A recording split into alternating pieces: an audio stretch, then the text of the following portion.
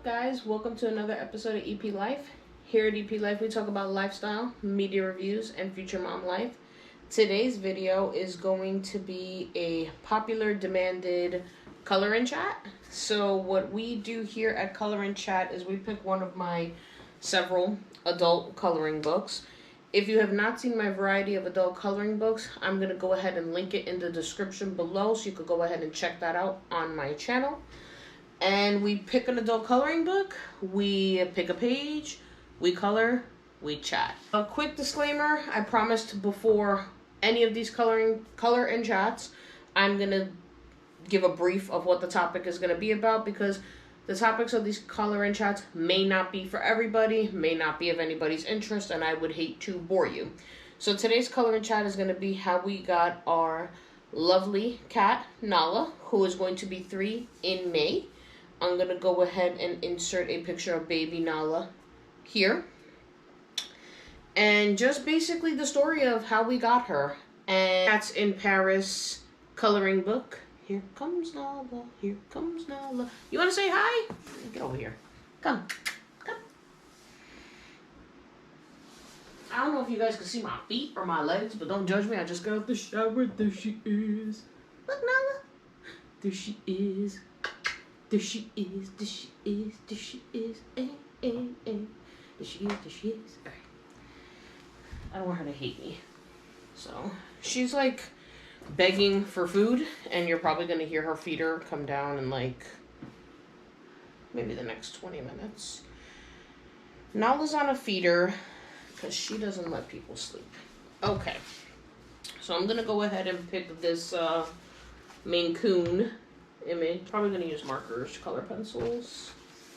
And let's get this show on the road. So, how we got Nala. So, flashback to 2018. David and I had just moved in together in July. And it was August.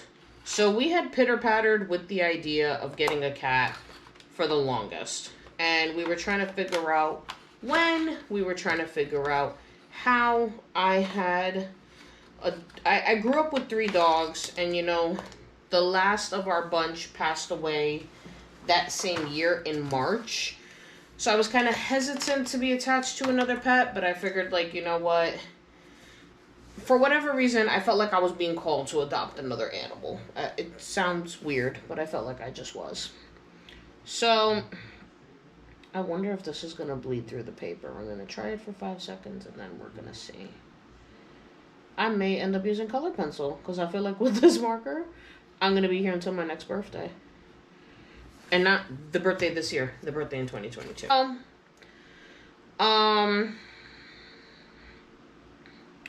The day comes. It was a day in August. We were like, you know what?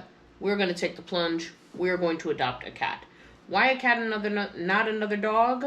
After I have experience with dogs, our complex and our condominiums does not allow dogs, which is so funny because every time I get out of the elevator, a dog greets me in a little pink dress. But I digress. Moving on. So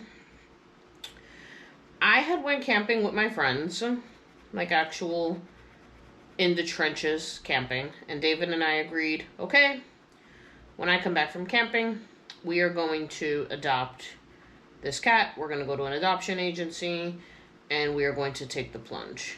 The day I got back from camping, we went cat shopping. We bought litter. We bought a litter box, toys, food bowl, water bowl, thing they could scratch, because I was really adamant on the cat not scratching my furniture. So next day comes, I'm super nervous. We go into this adoption agency, and right away, we're sitting there. Obviously, this was pre-COVID, but you had to wait for, like, somebody that worked in the agency to take you upstairs. You couldn't really just browse. And I'm on the lookout for Nala because she's, like, on, like, a scratch fest lately.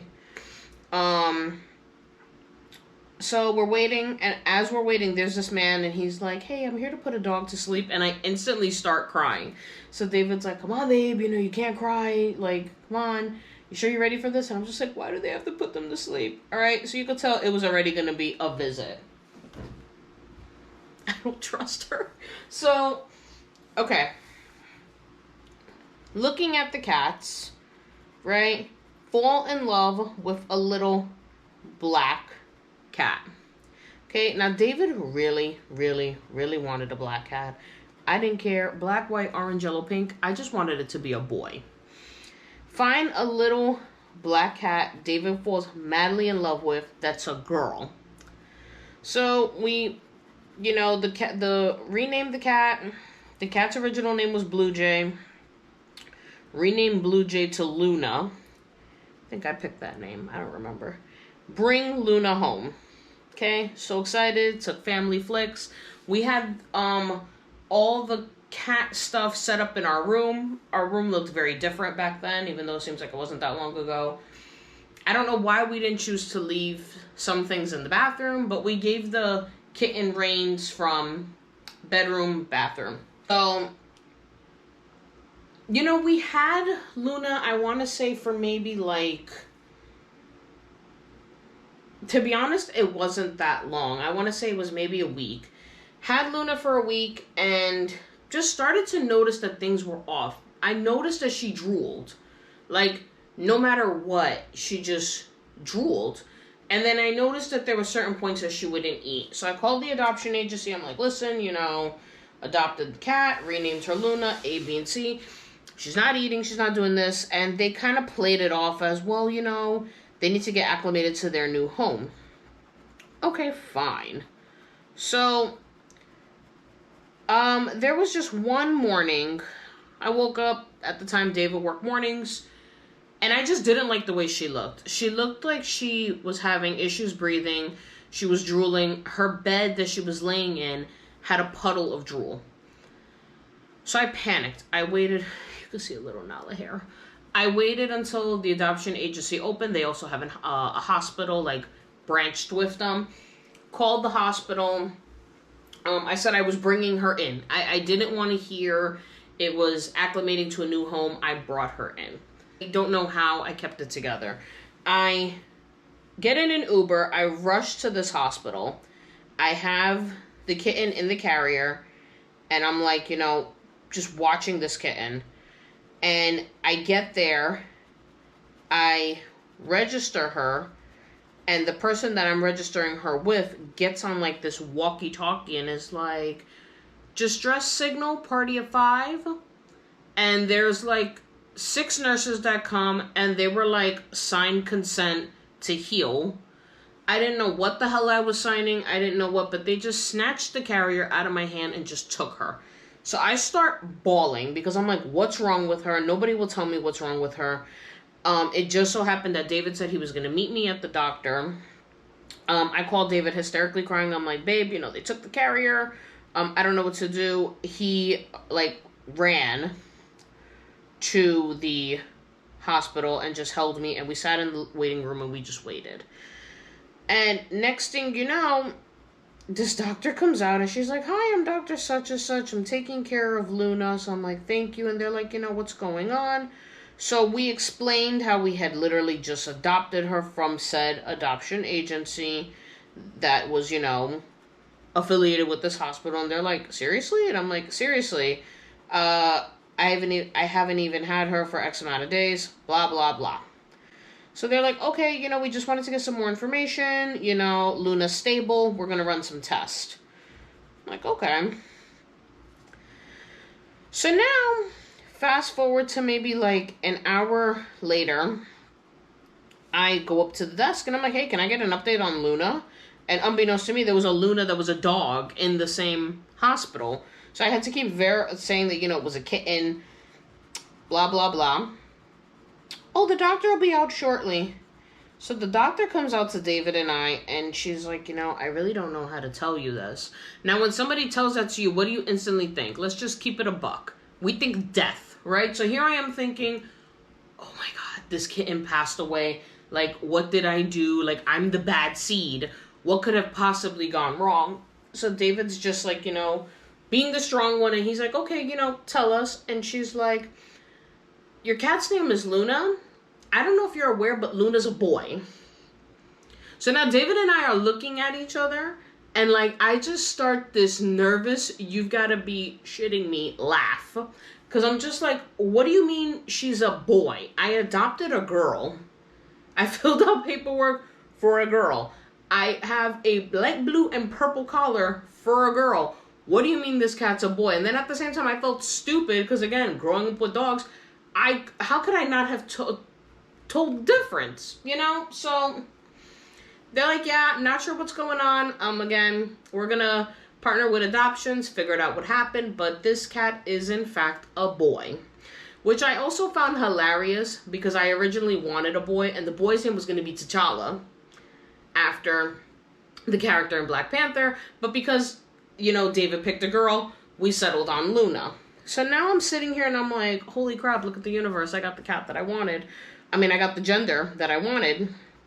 So, lo and behold, we had to leave Luna/T'Challa overnight for tests. Apparently, you know, they had some type of respiratory bug and it needed to be monitored. So I'm thinking, you know, I won't be able to see Luna/T'Challa for maybe like over the weekend because it happened to happen, I think, on a Friday. But Saturday afternoon, I was on my way to work and they were like, I can go ahead and arrange for Luna/T'Challa to be picked up. And due to the mix-up of genders, they were covering our hospital bill. So I thought that was nice. But another thing to keep in mind is, was it a confusion on the gender, or did you absolutely give me the wrong cat and now you're trying to cover it? Fine. But again, I believe in everything happening for a reason. David, you know, made arrangements with his job, came out of work, picked T'Challa up from the agency, made sure got the collar, got the paperwork, everything dandy. So now I'm excited. I'm at work. T'Challa's home. I can't wait to get home and see my boys. Fine. Get home. And again, I was still on the fence. You know, I was still a little like, hey, you know, a little scared the fact that this happened the way it did. And, you know, a day passed and everything seemed fine. You know, they were still kind of quiet. They were still kind of, you know, he was still kind of quiet. He was still kind of to himself. And I'm like, you know, shell shock. He just went through this traumatic experience. He'll be fine. Well, it just so happened the next day, that was Saturday. Sunday, I had some type of thing with my job where we had to stay late and do like this, you know, getting to know you exercise thing. I discreetly looked at my phone and he's like, babe, there's something wrong with the kitten. Like, they're starting to drool again. It seems like they have a wheeze when they're breathing. Babe, the kitten's not moving.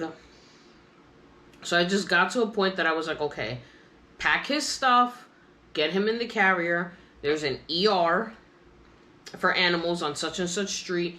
Get in an Uber, get to the ER. I will meet you at the ER. So the minute this thing was over at work, which was pretty much wrapping up, I dashed out of this place, got to the ER. David beat me there, and they had the kitten, you know, running tests. I'm sitting there, and I'm like, you know, you've got to be kidding me. Like, you know, not so much, you know, and let me just say this.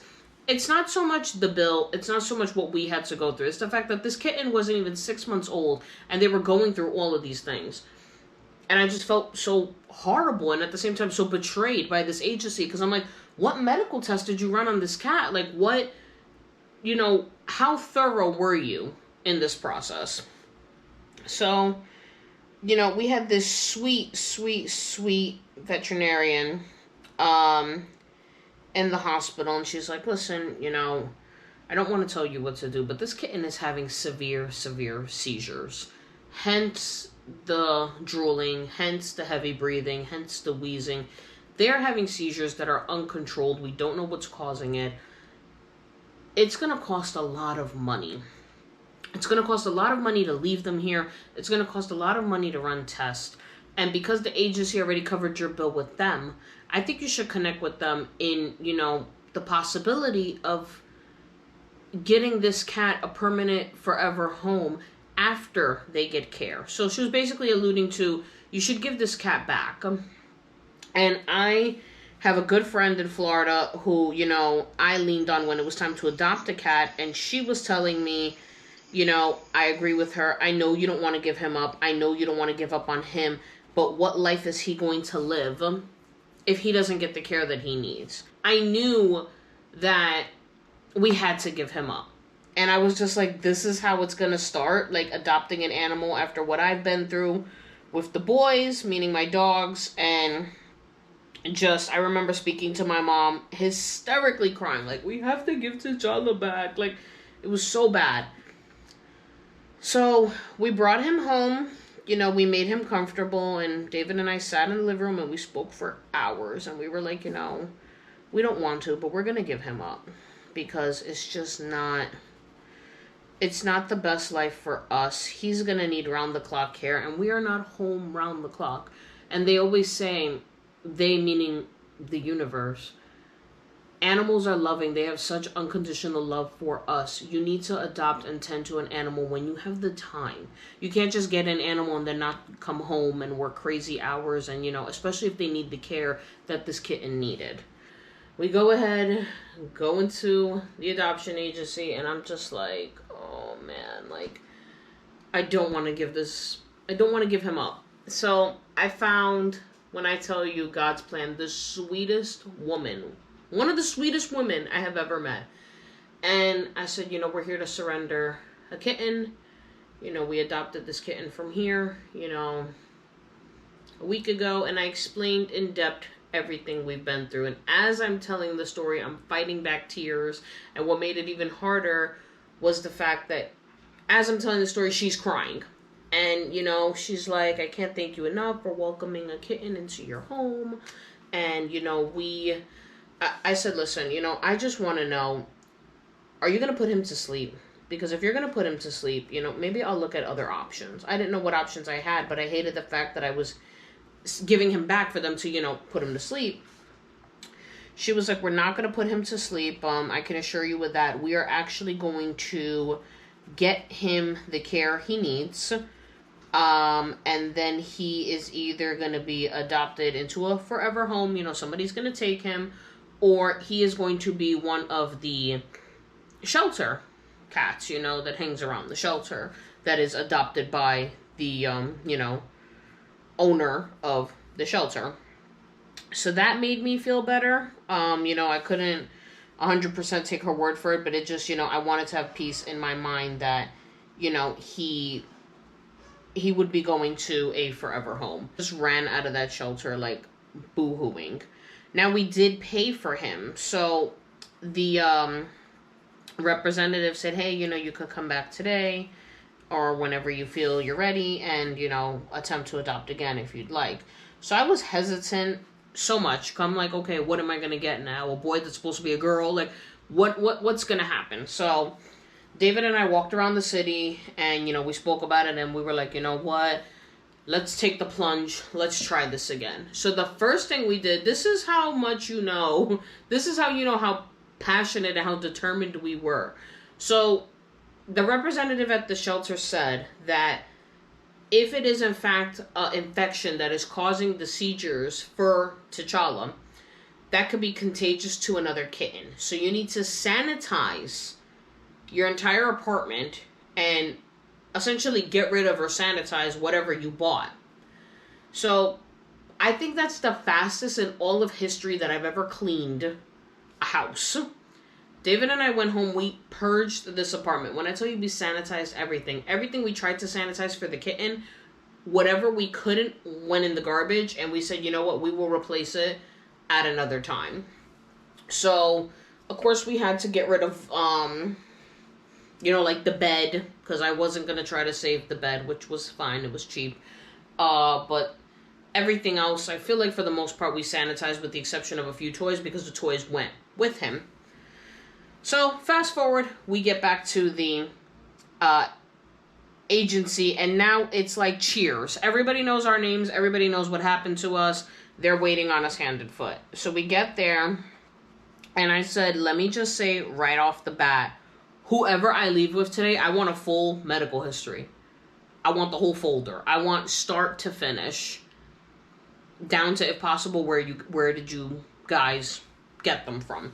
So they were like, okay, don't worry about it, blah, blah, blah, blah, blah. So walking around. So now I'm really putting this on David because David really wanted a black cat. So now he's like, babe, I don't think I could get a black cat. You know, like, I think it's going to be too much. Like, I'm not ready. And I was like, okay, like, do you want to leave here with a kitten? He said, yes. I said, okay, so, you know, we'll leave here with a kitten, but we just won't get a black one. So we're walking around. There was this cute, not so much kitten. I want to say about maybe like 1 or 2 years old, all white. And I fell in love with him because I wanted to name him Ghost. Like after, you know, Ghost from Power. But the problem that I had with Ghost was, you know, the lady was like, here's a treat, give it to the cat. And every time David stuck out his hand, the cat looked like he wanted to just scrap him. So I said, you know what? Especially if we're going to have, like, kids down the road, you know, maybe that cat's having a bad day. And I don't want to, you know, count him off just because he's having a bad day. But I cannot take anything else. So we did a lap around the shelter on kittens. And we went around. And I'm like, okay, babe, you know, we're out of kittens. What do you want to do? So he's like, can we go back to the one that had the hair in her ears? And I knew exactly who he was talking about. It was a little itty bitty kitten that was the tabby color, you know, the black and the gray, white hair sticking out of the ears. Like, I swear, maybe a little bit bigger than my hand. So I'm like, okay, let's go back. Now, in my mind, I'm instantly disappointed. Why? Because once again, he picked a girl. And I'm like, I don't want to go through this again. So the lady's like, okay, you know, I'm going to open up the cage. Do you want to hold her? He's like, babe, you hold her. So I'm like, why? So I'm like, you know, I'm like, this is such a day. Like, this is just so emotional. This is just so much. So I'm holding this little itty bitty kitten. And of course, the first thing that came out of my mouth was, you're sure this is a girl, right? And they were like, yes, it's a girl. And I'm holding the kitten, and she is not purring. She doesn't seem the slightest interested in me at all. And David's talking to the lady, you know, being like the social butterfly that he is. And I'm trying to, like, get his attention, like, babe, do you want to hold her? Because I'm just like, she's not wowing me. She's not purring, you know, like, she doesn't seem too happy with me, but at the same time, she doesn't seem pissed off at me neither. I don't want any smoke. I don't want any drama. The kitten and I make eye contact, and I swear to you, she did one of these. So then my heart just, like, ripped in half and just melted, okay? Like a freaking bath bomb, all right? It just, like, you know, exploded with, like, all this love and affection. So her name was Lonnie, and she became Nala. So, fun fact, David and I went back and forth for a good, I want to say, 20-30 minutes on what Nala's name should be. We did not know Nala was going to have the hair that she has today. We did not know that she was a Maine Coon. We did not expect any of that. David wanted to name her Star. And I was just like, come here, Star. It's not grabbing me. So he texts his mom. I text my friend in Florida, and I text my mom and my sister. And I was like, Nala or Star, pick. And I feel like everybody at the same time was just like, Nala. It's like, we named her Nala. Nala got her. I have start to finish Nala's full medical history. They felt so bad. I think Nala went home with maybe 2 months worth of kitten food. The food that she was eating there, and then they were like, you know, you could transition her to the food that you want. Here's a number for a vet, blah, blah, blah. I know you're asking, did we have any issues with Nala? The only problem I had, which is a given, I know cats are different than dogs. When we took Nala for her first vet appointment, they said she had, like, flea matter in her fur. So it seemed like they spayed her, they cleaned her, but they didn't really bathe her because she had, like, dead fleas in her hair. So I thought that was horrible, because had I known that, I would have did everything I could to, like, wipe her down or something. I know cats don't like water, so something. There was that, and just Nala's first year. When I tell you her first year, You know, it's just one of those things, like, you know, with kittens in a shelter. I swear to you, Nala is prone to ear infections. So now with her being almost 3, I've learned that based on her breed and based on her hair, especially the hair in her ears, she is always going to be prone to ear infections. We can take her to a professional groomer and have that hair, you know, removed to the point that the follicles are so low that she just won't grow the hair anymore. Or we can also be responsible and just consistently clean her ears. So one of my coworkers was like, listen, you know, you just take a Q-tip, bing, bang, boom, clean the ear. So Nala lets David clean her ears. I feel like he does it maybe 2 times a month. He cleans her ears consistently, and she no longer catches ear infections. She gives us the hint once she starts to scratch. Her anal glands were swollen at one point, so they had to drain those glands. I swear, I hope it never happens again, because David told me the way she screamed, and they didn't even go up yet, I would have been like, no, you're not touching her. But she's amazing. She's my baby. She's somewhere, you know, you would think, make an appearance. But, what, you know, it's just definitely an experience. What I will say is, for future, anybody out there, if you are going to adopt, because they say, yes, adopt, don't shop. Know the options available to you. Know if the shelter you're working with is affiliated with any doctor. Because I feel like if I didn't take it upon myself to take her to that doctor, I would have been stuck with that bill. Meaning Luna/T'Challa's bill. You have every right to ask for full medical records. Start to finish. Date of being spayed, symptoms before, symptoms after, all the medication that said animal was given. You have a right to all of that. They cannot deny it. I swear she's a dog inside a cat's body. She plays ball. She sits for treats. She loves everything that's not a toy. She loves cables, twist ties, plastic forks. But it's just been such a joy having her in our lives. And we just love her so much. And again, you know, everything happens for a reason. I hope and pray to this day that everything that happened with Luna/T'Challa was resolved. They were able to give him the surgery that he needed. Oh, and that was another thing really quick.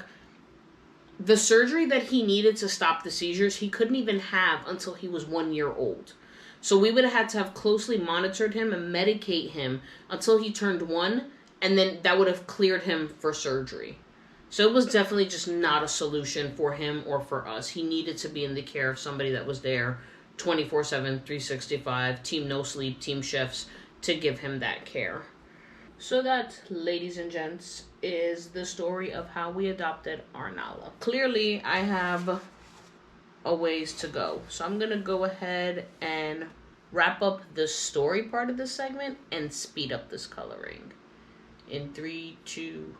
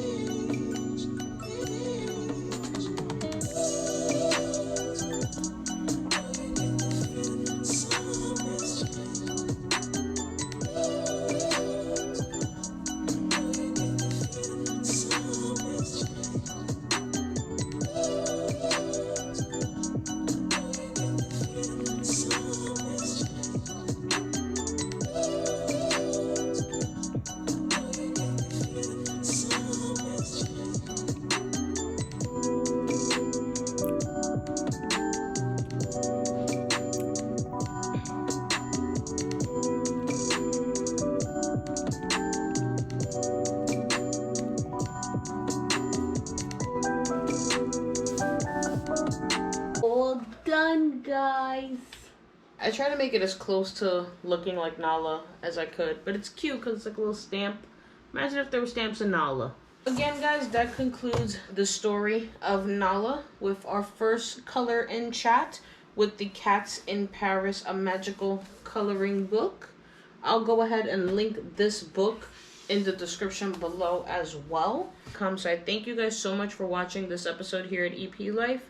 Don't forget to like, comment, and subscribe. Also, hit that bell notification. That way you guys get notified every time I post up a new video. Thank you guys. I love you guys. Bye.